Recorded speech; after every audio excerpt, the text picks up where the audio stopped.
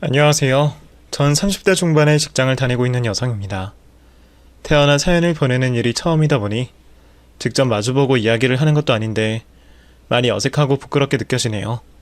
그리고 제가 오늘 여러분께 들려드리려는 이야기가 그리 밝은 이야기가 아니다 보니 더욱더 그러한 마음들이 생깁니다. 그래도 이왕 마음 먹고 입을 떼게 된 거 이 자리에서 다 말해보려고요. 그러면 답답하기만 한 제 속마음도 조금은 풀리지 않을까 싶네요. 엄청 대단한 이야기는 아니고요. 제가 실패한 결혼 생활과 관련된 이야기입니다. 보통의 이혼들처럼 성격이나 가치관 차이로 헤어진 게 아니다 보니 이곳 사연 채널과 딱 맞는 이야기라고 생각이 들었어요. 또 결정적으로 이혼을 결심하게 만들어준 사람이 저에게 시어머니 되는 사람이거든요. 이곳에도 못된 시어머니들이 참 많던데 제가 겪은 사람은 어느 정도인지 제 이야기를 다 듣고 나서 점수를 한번 매겨주세요.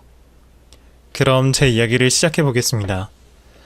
저의 이혼 이야기를 하자면 친정집 사정에 대해서 말을 안 할 수가 없으니 저희 친정집 이야기부터 짚고 넘어갈게요.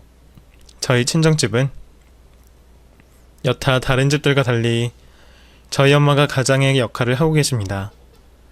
아빠가 안 계시거나 일을 안 하시는 게 아니라 그냥 보통 부부들의 역할이 바뀌었다고 생각하시면 될 것 같습니다.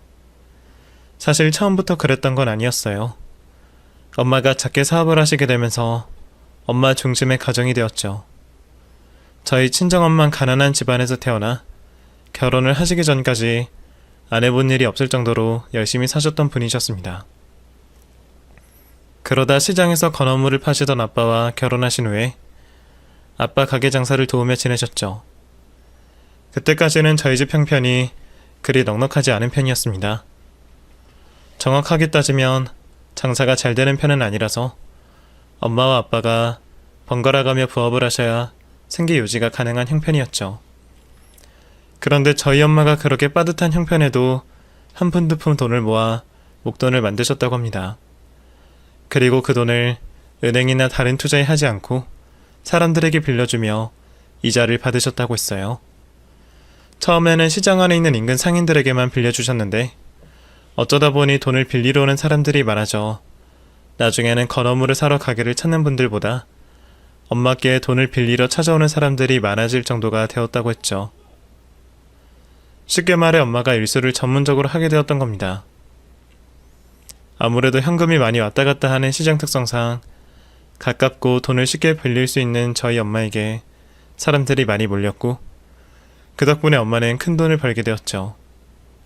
비록 국민학교도 못 나오셨을 만큼 제대로 된 정규교육도 못 받으셨지만 사업 관련한 머리는 비상하셨던 것 같아요.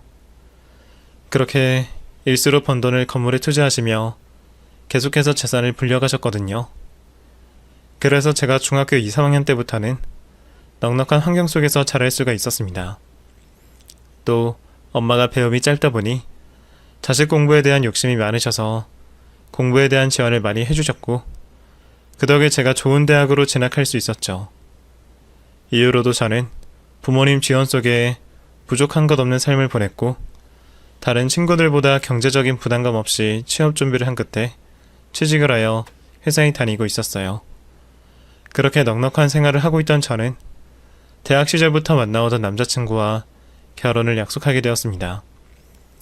이 남자 아니면 안 된다거나 이 남자와 꼭 결혼을 해야 되겠다는 생각이 든 건 아니었지만 그 사람과 연애를 하는 동안 큰 문제가 없었고 서로 안정적인 직업을 가졌던 상황에 결혼할 나이가 되고 있었으니 자연스럽게 결혼을 약속하게 된 거죠.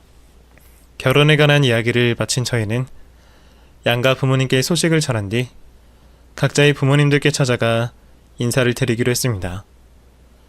제가 먼저 예비시댁으로 찾아가게 되었죠.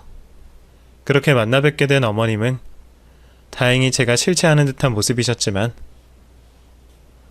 남편에게서 먼저 저희 집 사정을 들으셔서 그런지 왠지 저를 좀 무시하는 모습을 보이셨습니다. 그래, 어머니께서 일수일 하신다고? 세상에, 남자도 아니고 여자가 그런 일 하는 게 쉽지가 않지 않니? 살림이 오죽 힘드셨으면 여자 몸으로 그런 험한 일을 하셨을까? 아유, 아버지께서 가장 역할을 제대로 못하셨나 보다. 듣자 하니 어머니가 국민학교만 나오고 공부도 제대로 못 마쳤다면서 근데도 남편 대신 바깥일 하시느라 고생이 많으셨겠네. 배운 게 없으니 제대로 된 일도 못 구했을 텐데. 얼핏 들으면 집안 살림 일으킨 저희 엄마를 대단하게 말하는 듯 보였지만 저희 아버지가 무능하다고 저희 어머니가 못 배워서 일수일을 하신다고 콕 집어 말하시는 게 듣기 좋진 않더라고요. 그렇게 저희 집을 무시하시는 시어머니는 자기 프라이드가 굉장하신 분이셨습니다. 사실 남편의 집안이 그 당시는 많이 힘들어진 상황이긴 해도 아버님께서 살아계실 적에는 꽤 부유하고 넉넉한 집안이었다고 했어요. 그래서 아버님의 인맥과 지원 덕분에 어머니는 비록 시간제 강사이기는 해도 대학 강단에도 서셨고 지자체에서 강사 활동도 하시던 분이라 스스로 자부심도 있으시고 콧대가 워낙 높으신 분이라고 하더라고요. 물론 지금은 아버님이 돌아가신 뒤로 그 많던 재산을 다 날리고 집안이 쫄딱 망해서 전세집을 전전하며 자식들이 벌어오는 돈으로 생활하시고 계시지만 어머니께서는 젊은 시절 잘 나가시던 모습 때문인지 자존심이 무척 강하신 분이셨습니다. 그래서 가방끈도 짧고 고생만 하시다가 일수일을 하시는 저희 엄마를 무시하시는 듯 했죠. 그런 시어머니 모습에 화가 났지만 그나마 남편이 옆에서 제 눈치를 보며 시어머니를 말려서 제가 참고 넘길 수가 있었습니다. 남편도 자기 어머니가 저와 저희 부모님께 잘못한 걸 아는지 집을 나오자마자 제게 대신 사과를 하더군요. 미안해. 아까는 우리 엄마가 너무 하셨지? 우리 엄마가 좀 말씀을 직설적으로 하셔서 그래. 그래도 자기가 싫어서 그런 건 아니시니까 너무 신경 쓰지 마. 그래도 우리 결혼에 대해서 딱히 반대도 안 하시잖아. 글쎄, 내가 느끼기에는 어머님께서 분명 우리 집이 마음에 안 드시는 것 같은데 이대로 결혼했다가 나중에도 지금 일과 비슷한 문제 생기면 그땐 어떻게 하려고? 난 솔직히 어머님께서 저런 말 하는 거 참을 자신 없어. 아니야. 그럴 일 절대 없어. 내가 엄마한테 방금 전 상황이 어떻게 들렸는지 잘 설명하고 앞으로 다시는 이런 일 없게 할게. 미니야, 미안해 정말. 시어머니가 그러시는 게 남편 잘못은 아니지만 저는 저와 저희 부모님을 무시하는 시댁에 시집을 가도 될까 걱정이 되더라고요. 그래서 제가 시어머니 때문에 계속 걱정을 하는 모습을 보이며 결혼을 다시 생각하려고 고민을 하자 남편은 어머니가 다시는 그런 말과 행동을 하지 않게 하겠다고 약속했고 제게 확신을 주기 위해 시어머니를 만나는 자리를 한 번 더 만들었습니다. 그러자 그때는 시어머니께서도 전처럼 저희 엄마를 무시하진 않으시더라고요. 그때는 정말 실수를 하셨던 건지 남편이 하도 부탁을 해서 그 말을 따라주신 건지 몰라도 남편이 그렇게 노력하는 모습을 믿어보기로 했습니다. 그날 이후 남편이 저희 집에 인사를 드리러 왔고 친정부모님께서는 예의 바르게 잘 자라고 전문적인 남편을 무척이나 마음에 들어 하셨습니다. 그렇게 양가의 결혼 허락을 받게 된 저희는 얼마 후 상견례를 하게 되었습니다. 시어머니께서도 더 이상 저희 집을 무시하지 않으시는 것 같아서 안심을 하고 있었는데 마음 놓고 간 상견례 자리에서 시어머니가 또다시 저희 엄마를 무시하는 것처럼 말하는 겁니다. 근데 안 싸더니 일수일을 하신다 그러던데 제가 잘 몰라서 그러는데 일수 그거 불법 아닌가요? 은행도 아닌데 돈 빌려주고 이자 받아먹는 게 조폭들이 하는 사채와 별반 다른 게 아닌 것 같아서 말이에요. 근데 그런 일 하시려면 무섭지 않으세요? 별 이상한 사람들도 많을 것 같고 아무래도 위험해 보이는데. 아휴, 아무리 돈이 최고인 자본주의 세상이라고 하지만 저는 아무리 돈이 궁하다고 해도 그런 일은 못하겠더라고요. 일수를 한다고 더 나쁜 짓을 하는 것도 아닌데 마치 저희 엄마가 악덕 사채업자처럼 불법적인 일을 하는 듯 말을 하는 시어머니 발언에 저는 화가 났습니다. 그래서 제가 나서려고 했더니 엄마가 그런 저를 애써 말리시더라고요. 그러면서 상견례 자리 내내 엄마는 자신을 무시하는 시어머니 앞에서 어려워하고 쩔쩔매는 모습을 보이셨습니다. 아무래도 엄마는 가방끈이 짧은 자신과 달리 대학 강단까지 썼다고 하던 시어머니 앞에서 자기도 모르게 작아졌던 모양입니다. 가방끈 그게 도대체 뭐라고 지금은 누가 봐도 더 나은 상황에 있는 저희 엄마가 시어머니에게 무시를 당할 이유가 없는데도 말이에요. 엄마가 무시당하는 게 속상해서 제가 대신 따지고 싶었지만 엄마는 제 손까지 끌어잡아 당기시며 저를 말리는 바람에 시모가 하는 말을 가만히 듣고 있어야 했고 작아져 있는 엄마의 모습을 두고 볼 수밖에 없었어요. 그렇게 불편한 상견례가 끝나고 저는 속상한 마음에 괜히 엄마에게 짜증을 내고 말았습니다. 엄마, 아까는 왜 말렸어? 내가 한마디 하려고 그랬는데. 아유, 됐어. 엄마는 아무렇지도 않아. 아무렇지 않긴. 엄마가 뭐 잘못했다고 그런 소리를 듣고 있어? 나까지 가만히 있으면 시어머니가 우리 집을 뭐라고 보겠냐고. 그래서 거기서 난리치고 파혼하라고? 아서라 아서. 아, 몰라. 나 그냥 결혼 안 하고 연애만 할래. 지금도 이러는데 내가 그 집 들어가면 시어머니라는 사람이 엄마 무시하는 말이나 더 듣겠지. 내가 그런 소리 듣고 가만히 있을 수 있겠어? 아유, 별 말도 아닌데 뭐. 아니, 뭘 그렇게 성질을 내? 잘 모르면 그럴 수도 있는 거지 뭐. 엄마는 그런 거 다 괜찮아. 우리 딸만 행복하면 되니까. 1년에 네 시어머니 얼굴을 몇 번이나 보겠니? 내 얼굴 몇 번이나 듣겠어. 그러니까 괜히 억지 쓰지 말고 너는 결혼 준비 잘할 생각이나 해. 네가 좋은 남편 만나 시집가는 게 엄마한테 효도하는 거야. 시어머니에게 따져 묻지 못해서 너무 속상했지만 제가 결혼하는 게 효도라는 엄마의 말에 저는 더 이상 화를 낼 수 없었습니다. 시어머니의 그런 행동은 마음에 걸렸지만 남편에게는 감정이 없었기 때문에 결국 저는 남편을 믿어보기로 하며 결혼 준비를 하게 되었죠. 그런데 결혼 준비를 시작하면서 시어머니가 또 문제를 일으켰습니다. 저번 상견례 이후로 저희 엄마 기를 죽였다고 생각을 한 건지 갑자기 저희 쪽에 무리한 요구를 해오더라고요. 내가 예물 목록을 좀 만들어 봤거든? 이거 가져가서 너희 어머니 보여드려라. 요즘에는 다들 이 정도는 한다고 그러던데. 그래도 너희 집이 돈은 좀 있다니까 이 정도는 무리 없겠지? 하기사 잘난 사이 얻어가시려면 이 정도는 하셔야지. 시어머니가 제게 예물예단 목록을 보여주셨는데 알을 내어주는 게 무슨 대단한 일인지 명품 가방부터 밍크코트까지 이번 결혼으로 아주 한몫 단단히 챙겨가려고 작정을 했더라고요. 저희 집은 형편이 좋지 못한 시댁을 배려해서 받는 것도 없는데 해오라는 것만 줄줄이 있으니 기가 막혔습니다. 별 볼 것 없는 집안에 돈만 많으니 이거라도 해오라는 건지 턱도 없는 소리라는 생각에 저는 제 선에서 정리하기로 하고 남편에게 주의를 시켰습니다. 어머니가 예물 목록이라며 주셨는데 아무래도 너무하신 것 같아. 서로 적당히 성의만 표시하기로 한 거 아니었어? 우리 집에는 말씀 안 드릴 테니까 어머니한테는 자기가 알아서 설명해드려. 아, 그랬구나. 나는 몰랐어. 아무래도 엄마가 욕심이 나셨던 모양이야. 그건 내가 잘 말씀드릴 테니까 너무 걱정하지 마. 그렇게 제가 남편에게 전달하고 일이 잘 끝날 줄 알았습니다. 그런데 시어머니가 저의 의견을 무시하고 저 몰래 친정엄마에게 따로 연락을 해서는 예물을 받아냈더라고요. 심지어 저는 그걸 결혼을 하고 나서야 알게 되었죠. 엄마는 그 소식을 제가 알게 되면 화를 낼 거라는 걸 알고 일부러 말씀을 하지 않으셨거든요. 나중에 시집가고 나서야 그 일을 알고 나서 얼마나 분하고 화가 나던지 이제 와서 결혼을 물을 수도 없는 상황에 애꿎은 남편에게만 화풀이를 하게 되었죠.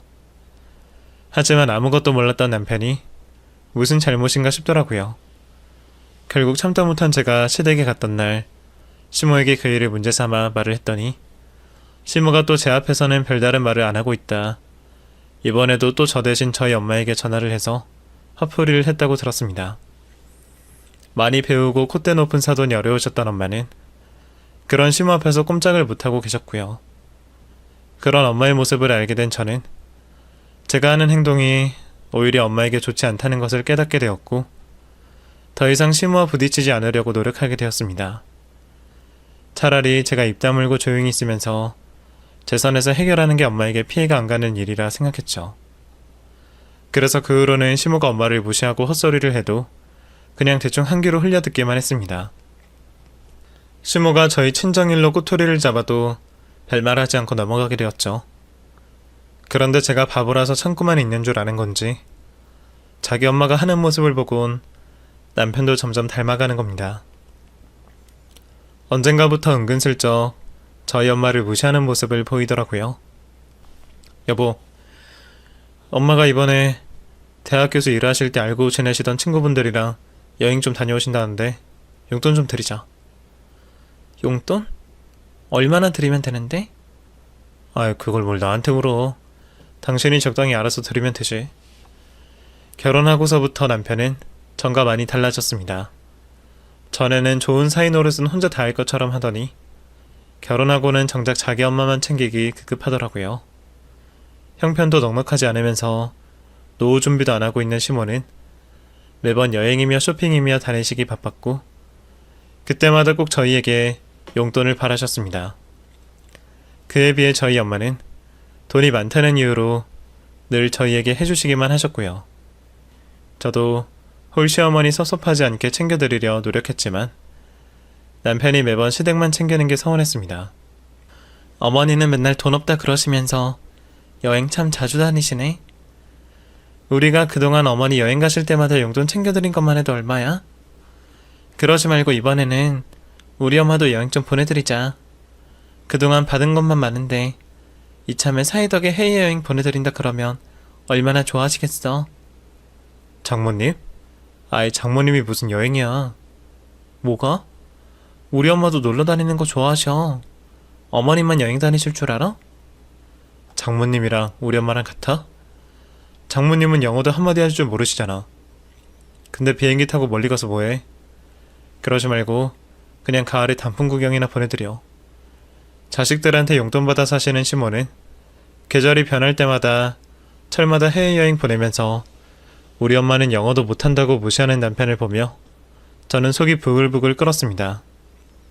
그동안 친정엄마가 하나뿐인 사이라고 남편에게 얼마나 잘해줬는데 사이라는 놈은 받은 것은 생각하지도 않고 저희 엄마를 무시하고 있더라고요. 결국 그런 일들이 쌓이고 쌓이며 남편과 저는 점점 자주 다투게 되었죠. 당신이 어떻게 그런 소리를 해? 언제는 어머니가 우리 집 무시하게 안 하겠다고 약속한다며. 다시는 그런 일 없게 한다 그래놓고 이제는 당신이 우리 엄마 무시하는 거야? 아니, 그게 무시야? 아, 있는 대로 보이는 대로 말하는 거지. 솔직히 장모님 돈 잘 버는 거 빼면 뭐가 있어. 어른이라고 배울 점이 있기를 해. 교양이 있기를 해. 솔직히 내가 이제까지 말을 안 해서 그렇지 다른 사람들한테 장모님 설명하기가 얼마나 창피한 줄 알아? 일수를 한다고 말을 할 수도 없고 그렇다고 시장 바닥에서 건어물 장사하고 있다고 말을 할 수도 없고 건물주로 설명하면 될 것 같지? 그럼 무슨 돈으로 그 건물 사게 됐냐고 물어보면 내가 뭐라고 말을 할 수 있을 것 같아?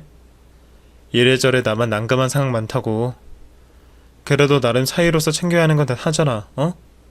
아, 이 정도만 해도 나 사이로서 잘하는 거 아니냐? 뭐? 창피해? 당신 정말 말 다 했어? 그럼 당신은? 당신과 당신 시댁은 나한테 안 창피할 것 같아? 당신만 따져도 그렇지. 당신 직업 말만 전문직이지. 그래서 집에 가지고 오는 돈이 많아? 그렇다고 그 돈 전부 그대로 가져와? 매달 당신 어머니한테 가져다 바쳐서 집으로 가져오는 돈은 더 적잖아. 솔직히 우리 집 형편이 좋지 않으면 내가 당신보다 돈 잘 벌지 않았으면 이 가정 이렇게까지 끌고 오지도 못했어. 알아? 그것뿐이야? 당신 집안은 어떤데? 그렇게 교양 있고 많이 배워서 지금 무슨 소용이 있는데? 그렇다고 배운 만큼 모범을 보이는 것도 아니잖아. 그래놓고 뭐? 그딴 말을 해? 이럴 거면 대체 나랑 왜 결혼했니? 당신 이런 사람인 줄 알았으면 결혼 안 했을 거야. 그래, 남편 욕 시댁 욕하니까 이제 기분이 좋냐? 무시하니까 좋아? 그래서 이제 와서 나랑 이혼이라도 하려고? 왜? 내가 그깟 이혼이 무서워서 못할 줄 알고? 바보같이 우리 엄마 무시당하게 할 바에 이혼녀가 되는 게 낫지. 나도 우리 엄마 무시하는 당신 엄마나 당신이나 더 보고 싶지 않아. 나를 무시해도 우리 엄마 무시하는 꼴은 더 이상 못 보겠다 싶었던 저는 결국 남편과 크게 싸우고 말았죠. 한 번도 아니고 여러 차례 남편이 친정 무시하니 정말 큰 충격으로 다가왔습니다. 시모나 시누이가 하는 무시하는 차원이 다르게 느껴졌죠. 내가 저런 인간을 믿고 결혼까지 했다니 저 스스로를 혼내고 싶을 정도였습니다. 물론 결혼 전에는 이와 같은 모습을 조금도 보이지 않았지만 결혼 인사를 하러 갔을 때 보인 시모의 모습을 보고 그 엄마의 그 아들일 거라는 걸 먼저 알아차려야 했다는 후회를 하게 되었죠. 몇 번을 생각해봐도 지금 남편과 하고 있는 결혼 생활이 후회가 되었습니다. 또 더 악화되면 악화되지 나아질 거라는 생각이 들지 않았습니다. 결국 남편과 크게 다투고 난 며칠 뒤 저는 혼자서 이혼을 결심하게 되었습니다. 마음속으로 이혼 결심을 하고 난 뒤 가장 먼저 친정엄마와 아빠 생각이 들었고 걱정이 되었습니다. 제가 남편과 이혼을 하겠다고 두 분께 말씀을 드리면 두 분 모두 제 이혼을 자신들 탓이라고 생각하실 분들이었으니까요. 또 충격도 많이 받으실 거고요. 그렇다고 남편과 시댁 식구들에게 무시를 당하면서 결혼 생활을 이어갈 수는 없었으니 부모님께서 그나마 조금이라도 덜 놀라시게 결심이 든 이 순간 이혼에 관한 이야기를 말씀드려야 되겠다고 생각했죠. 그래서 저도 앞으로의 계획을 세우기도 전에 친정 부모님께 찾아가 남편과 이혼하겠다고 말했습니다. 전 당연히 엄마가 한 번쯤은 말릴 거라고 생각했습니다. 그런데 제 이야기를 가만히 듣고 계시던 엄마가 이혼을 말리기는커녕 그렇게 당하기만 하다 끝낼 거냐고 말씀을 꺼내시더라고요. 엄마 아빠는 네 시어머니한테 무시를 당해도 아무런 상관없어. 그냥 너만 잘 살면 된다고. 그런데 네가 정 못 살겠다. 임서방도 너를 무시하는 것 같다. 그런 생각이 들면 이혼해. 엄마 아빠 말리지 않을 거야. 그리고 이왕 이혼하고 나올 거면 너도 그 사람들한테 복수할 거 하고 나와. 받은 만큼 되돌려주는 건 무리겠지만 억울한 마음은 조금 풀어야 되지 않겠니? 저번에 들어보니까 너희 시어머니 생일이 며칠 뒤라고 하지 않았어? 그때 분위기 찬물 끼얹게 뭐 이혼 발표하던가. 생각해보니 그렇더라고요. 지저분하게 이혼을 하는 건 싫었지만 그렇다고 당하기만 하다 바보같이 이혼을 하는 건 더 억울하게 느껴졌습니다. 그래서 친정엄마 말대로 시모의 생일날을 엉망으로 만들어보자고 결심을 하게 되었죠. 정말 다행이었던 건 시모의 생일이 며칠이 안 남았다는 거였어요. 그런데 그 며칠 안 되는 시간 동안 남편과 같이 있는 것도 불쾌하게 느껴졌습니다. 그래서 이런저런 핑계를 둘러대며 최대한 집에서 남편과 있는 시간을 줄이려고 했죠. 그렇게 며칠 안 되는 시간이 지나고 드디어 시모의 생일날이 되었습니다. 남편과 함께 시댁에 찾아가니 아침 대바람부터 시모는 꽃단장을 하고 있었고 기분은 날아갈 듯한 모습이었죠. 보통의 날들이었으면 그런 시모의 모습이 꼴보기 싫었을 텐데 그날은 보기 좋더라고요. 자신이 태어난 날을 축하하는 자리에서 저리도 신난 모습으로 제가 하는 이혼 선언을 듣는다면 시모의 표정이 얼마나 일그러질지 눈에 훤히 보였거든요. 그래서 저도 처음에는 시모의 기분에 맞춰서 행동해주고 있었습니다. 그랬더니 시모도 평소와 다른 절 보곤 이상해 했었죠. 너 무슨 좋은 일 있니? 웬일로 내가 하자는 대로 고분고분 따르니? 오늘 기분 좋은 날이잖아요. 저도 어머니께서 기분 좋아하시니 덩달아 기분이 좋은가 봐요. 뭐? 기분이 좋아? 예, 네가 그렇게 나오니까 괜히 더 무섭고 찜찜하네. 뭔가 꿍꿍이가 있는 모습 같아서. 원래 너희 집 사람들이 음흉한 구석이 있잖니. 그러니까 네 어머니도 사람들 등골 빼먹는 짓을 하지. 역시 이번에도 시모는 불쾌하게 느껴지는 헛소리를 나불거렸습니다. 안 그래도 언제 이혼 얘기를 꺼내나 입이 근질근질거리는 상황인데 시모의 헛소리는 불난집에 기름을 들이붓는 것과 다름이 없었죠. 이제 시모의 들뜬 기분을 산산조각 낼 때였습니다. 이혼 이야기를 꺼내려고 했죠. 그런데 그때 누군가 시댁을 찾아오면서 온 가족의 시선이 현관 쪽으로 향했습니다. 때문에 저 역시 이혼 이야기를 꺼낼 타이밍을 놓치게 되었죠. 남편이 현관 밖으로 나가게 되었고 곧바로 무엇인가를 들고 왔습니다. 남편은 그걸 보고 저희 엄마가 보낸 선물이라고 했죠. 두 손바닥만한 크기에 두께는 아주 얇았고 이상한 포장지에 감싸져 있었습니다. 그런데 크기보다 문제였던 건 그 이상한 포장지였죠. 한눈에 봐도 무성의하다고 느껴지는 촌스럽고 알록달록한 포장지였습니다. 여보, 이거 장모님이 보내셨다고 하는데 당신 장모님이 퀵으로 우리 집에 뭐 보냈다는 거 알았어? 뭐야, 이거 선물인가? 포장지 보면 선물 같긴 한데. 아, 우리 엄마 선물 맞네. 여기 장희숙 여사님 생신 축하 선물이라고 적혀있다. 그래? 태연아 어디 가져와봐라. 뭐길래 킥으로 선물을 보낸 거야? 어? 어머, 이게 뭐야? 이게 생일 선물이라고? 이렇게 얇고 요만한 거에 선물이 들어가면 뭐가 들어가겠어? 거기다 포장지는 이게 뭐라니? 아유 천박해. 미니야, 너희 엄마는 사돈 선물도 제대로 못 하신다니? 생일 선물도 내가 콕 하고 집어서 사달라고 해야 되는 거야? 답답하다 정말. 그래도 내가 너희 엄마가 퀵으로 보낸 성의가 있으니까 열어보마. 엄마 됐어. 동선애가 그렇지. 괜히 열어봤다가 기분 나빠하지 말고 그냥 버려. 어차피 이런 포장지에 이 크기면 뭐가 들어가 있겠어? 어디 시장 바닥에서 굴러다니던 거 대충 포장해서 보냈겠지. 한눈에 봐도 딱 그렇게 보이지 않아? 두 사람 머릿속에는 저희 집 무시하는 생각밖에 없는 건지 그 짧은 대화 중에 또 저희 엄마를 들먹거리며 욕을 하더라고요. 그런데 그런 두 모녀의 대화가 제 귀에 들리지 않았습니다. 제 머릿속은 온통 엄마가 보낸 선물에 집중되어 있었거든요.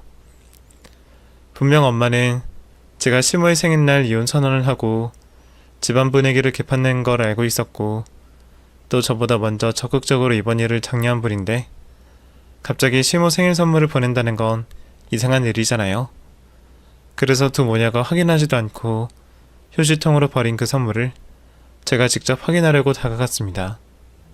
그런 그때 남편이 저보다 먼저 휴지통에서 선물을 덥석 집더니 확인을 해보겠다는 거예요. 그래도 성의가 있는데 뜯어나 봐요. 혹시 모르잖아요.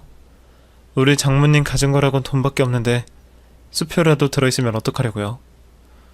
엄마 여기요. 오늘 엄마 생신이시니까 개봉은 엄마 목.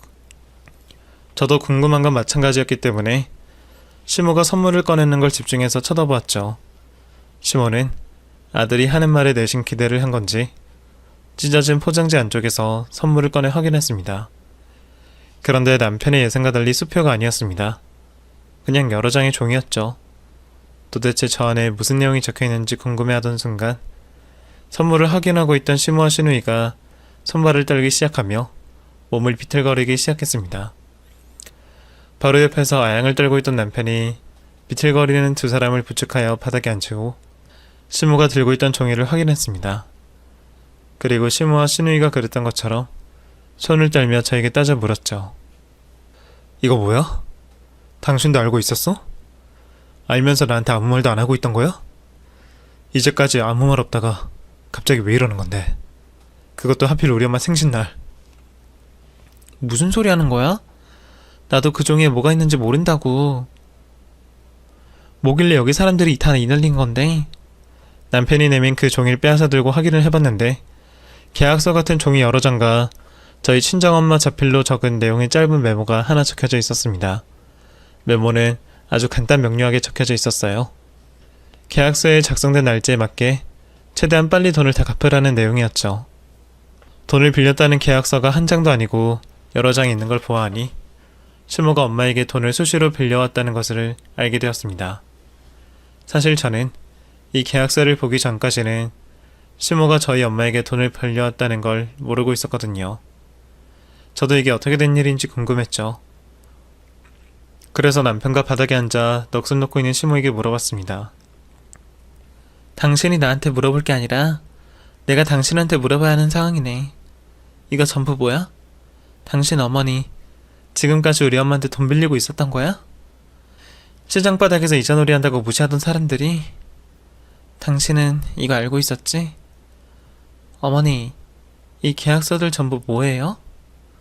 넋을 놓고 있던 시모는 정말 제정신이 아니었던 건지 제가 물어보는 질문에 친절하게도 설명을 해주었습니다. 반쯤 정신을 놓고 말이죠. 그러니까 그게 우리 집이 돈이 좀 필요하잖니?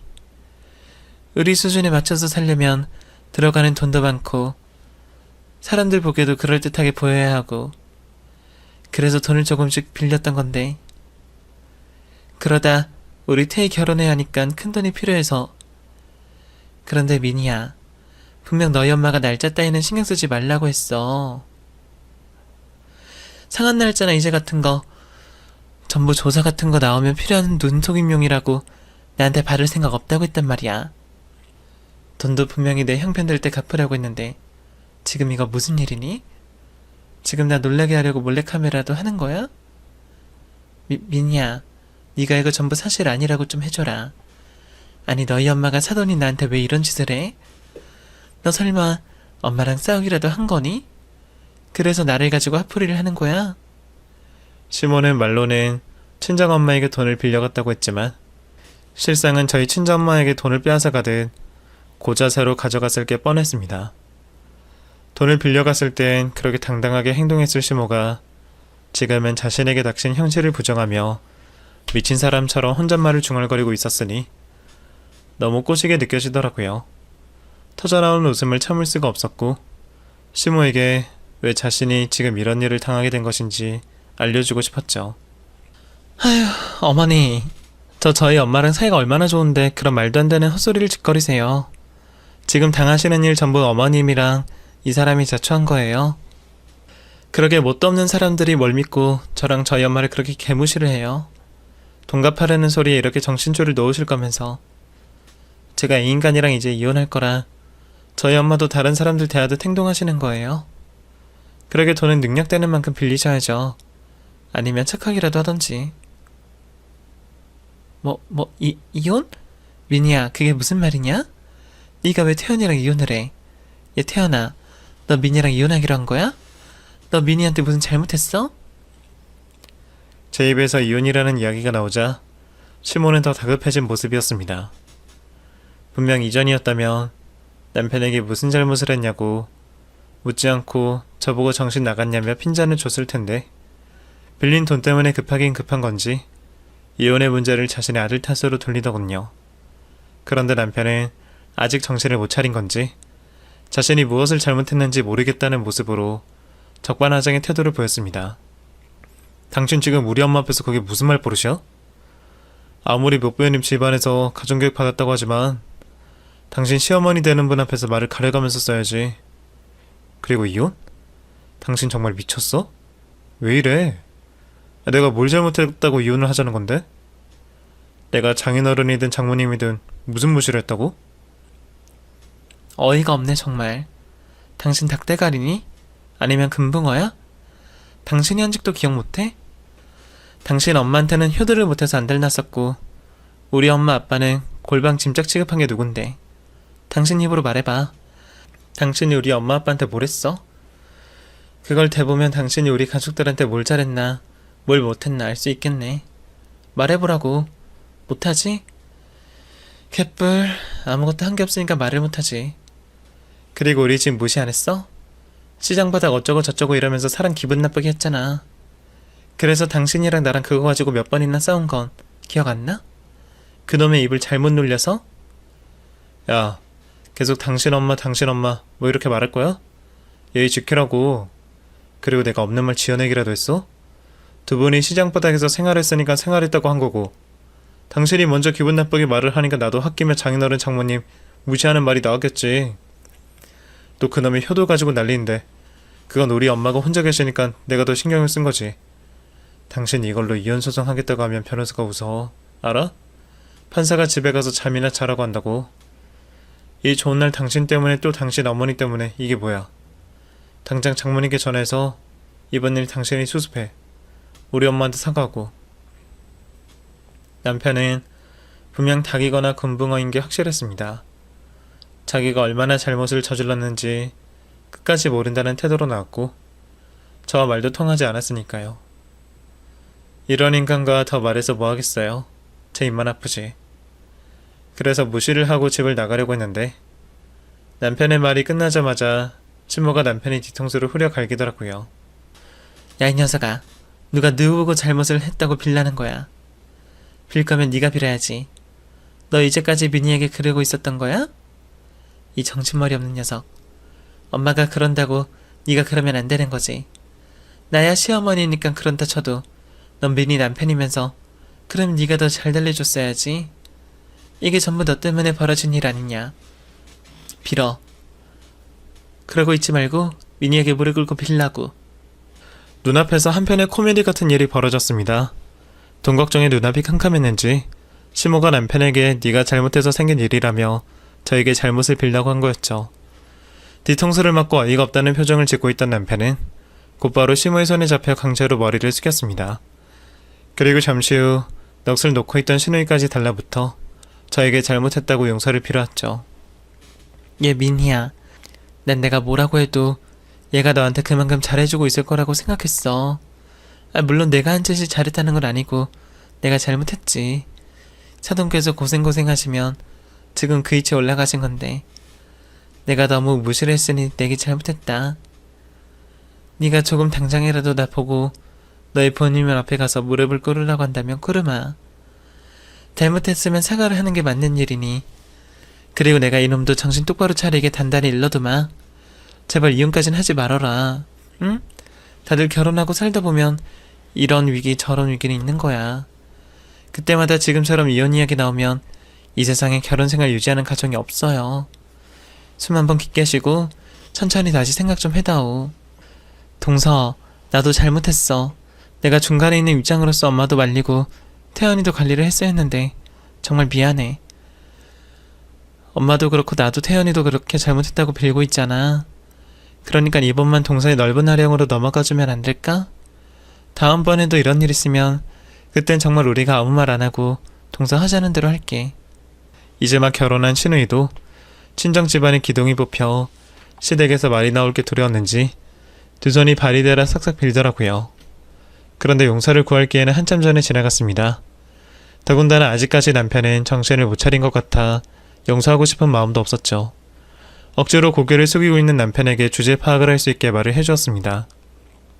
저렇게 당신 엄마랑 당신 누나는 간절하게 사과를 하는데 당신은 아직도 뭘 잘못했고 왜 용서를 빌어야 하는지 모르는 눈치네? 그래도 머리 하나는 좋은 줄 알았는데 내가 예전에 눈이 돌긴 했나봐. 그럼 이쯤에서 당신보다 똑똑한 내가 앞으로 당신에게 어떤 일이 벌어지게 될지 알려줄게. 우선 나랑 당신은 이혼을 하게 될 거야. 재산분할 같은 건 당신이 주장할 건덕지도 없으니까 건너뛰도록 할게. 그 다음이 본론이니까. 지금 대충 보니 당신 엄마 전세집 팔아도 우리 엄마한테 빌린 돈을 다 못 갚을 것 같은데 그럼 당신이 당신 엄마 대신하여 그 남은 돈을 갚으려고 열심히 일을 해야 되겠지? 당신 월급이 그렇게 많지가 않아서 그만 갚지 못할 거고 그러다 보면 세월이 훅 하고 지나가 있겠다. 그치? 빚 갚고 있을 때는 이혼남에다가 빚까지 있어서 혼자일 테고 빚을 다 갚을 때쯤에는 나이가 많아서 혼자일 거고 굉장히 쓸쓸하겠다. 돈만 갚다가 인생이 훅 하고 지나갔으니. 근데 난 어떨 것 같아? 당신이 그렇게 무시하던 시장바닥 출신의 부모님을 둔 나는? 난 당신이랑 이혼을 하고 난 뒤 바로 우리 부모님과 여행을 떠날 거야. 당신과 당신의 가족들에게도 시달리면서 받은 스트레스를 풀려고. 그렇게 스트레스를 다 풀고 여행에서 돌아온 뒤에는 천천히 평범한 일상을 살아갈 거고 당신이 죽을 힘을 다해 돈을 벌고 있을 때 나는 나 스스로를 위해 자기 개발을 할 거고 남는 시간에는 가족 친구들과 함께 즐거운 시간도 보낼 거지. 뭐 그러다 당신으로 인해 실패한 이 결혼 생활을 교훈 삼아 정말 좋은 남자를 만나 결혼을 할 수도 있겠지. 아마 그때쯤이면 당신도 당신 엄마가 쌓은 빚더미에 벗어나 있을 거야. 그때부터는 당신도 여가 생활을 즐길 테니 우리가 우연히 만날 수도 있겠네. 서로 서 있는 위치는 다르겠지만 그때 되어서는 당신 후회할 거야. 지금 이 순간 더 절실하게 더 최선을 다해 나에게 잘못을 구하고 용서를 구하지 못한 것에 대해서. 당신과 내가 이혼을 한 순간, 아니 지금 내가 당신에게 이혼하겠다고 말한 순간부터 우리의 상황은 점점 더 차이가 나갈 거니까. 그러니까 지금 이 순간을 똑똑히 기억하고 있어. 아, 당신 닭대가리 금붕어 기억력이지? 그럼 오늘은 있었던 일을 어디에 적어두기라도 하던가. 그럼 우리 이혼소송 때나 보자. 당신 짐들은 내가 사람 불러서 보낼게. 우리 살고 있는지 내 돈으로 준비한 거잖아. 알지? 그렇게 남편을 잘근잘근 씹어준 다음 저는 시댁을 나왔습니다. 그리고 곧바로 이혼소송을 준비하게 되었죠. 지금까지 시댁과 남편에게 당해왔던 게 있으니 이혼소송을 하는데 큰 문제가 없을 거라고 생각했습니다. 그런데 이혼소송이라는 게 참 생각처럼 쉽지가 않더라고요. 제가 어떤 일을 겪었는지가 중요한 게 아니라 겪은 일을 증명할 증거가 필요한 상황이었습니다. 제가 신혼 초부터 이혼을 생각하고 있었던 게 아니니 시모와 남편이 했었던 말을 녹음해 놓았을 리가 없었죠. 그런 이유로 처음 당창에 시작한 이혼 준비와 달리 초조한 날들이 계속되었습니다. 최대한 이혼 사유가 될 만한 증거들을 확보하는 게 중요했는데 다행히 시모가 저에게 문자로 보낸 내용들과 남편이 사이로서 최선을 다하지 않았던 내용들이 결혼 생활 중 배우자의 부당 대우로 인정이 되면서 이혼 소송을 승소할 수 있었죠. 제가 상상해오던 것보다 이혼 소송의 다툼이 길어져 불안했고 또 지쳐가고 있었는데 승소 판결을 받으니 얼마나 기쁘던지 몰라요. 드디어 저 빈대 같은 것들과 다시는 안 봐도 된다는 사실에 너무너무 기뻤습니다. 그런 저와 달리 남편과 시댁 쪽은 몰상이 되어 있었습니다. 안 그래도 저희 엄마가 보내는 내용 증명과 채무 불이행죄를 묻겠다는 연락으로 울상을 하고 있던데 미약하게나마 기대를 품고 있던 저와 남편의 재결합이 무산되었으니까요. 엄만 다른 사람들은 몰라도 시댁 가족들에게는 꼭 돈을 받아내야겠다며 전의를 다졌고 제가 이혼 소송에 승소를 하게 되자 곧바로 행동을 옮기셨습니다. 때문에 남편과 시모는 이혼 소송 패소 후 정신이 없었을 거예요. 없는 살림에 어떻게 해서든 돈을 마련해야 되었으니까요. 우선 당장 급한 건 막아보겠다고 살고 있던 전세금을 뺀 것 같던데 그거야 저희 엄마에게 빌린 돈의 일부였으니 그 다음이 문제였죠. 그래서 남편은 이혼 소송 후에도 계속해서 저에게 연락이 하며 지난날 예정을 생각해서 봐달라고 했습니다. 당연히 저는 그 연락을 무시했고요. 이후 저는 시댁에서 제 입으로 말한 것처럼 부모님을 모시고 여행을 떠났습니다. 확실히 날씨가 사람에게 끼치는 영향이 있는지 1년 내내 따뜻한 날씨인 곳에서 머물다 보니 언제 이혼을 했냐는 듯 제 감정이 빠르게 정리가 되었습니다. 부모님과 행복한 추억을 만든 건 덤이었고요. 그렇게 뭔가 마음을 회복하는 시간을 충분히 가졌던 저는 다시 한국으로 돌아와 복직을 하여 평범한 일상으로 돌아갔습니다. 그 후로도 쭉 가족들과 의미 있는 시간을 보내고 저 스스로를 되돌아보는 시간을 가졌고요. 예전에 내가 무엇을 실수했는지 또 어떤 점이 부족했는지 스스로 많은 생각을 하고 더 나은 사람이 되기 위해 노력을 하다 보니 어느새 제 곁에 새로운 인연이 생겼네요. 사실 이제부터가 정말 중요한 거겠죠.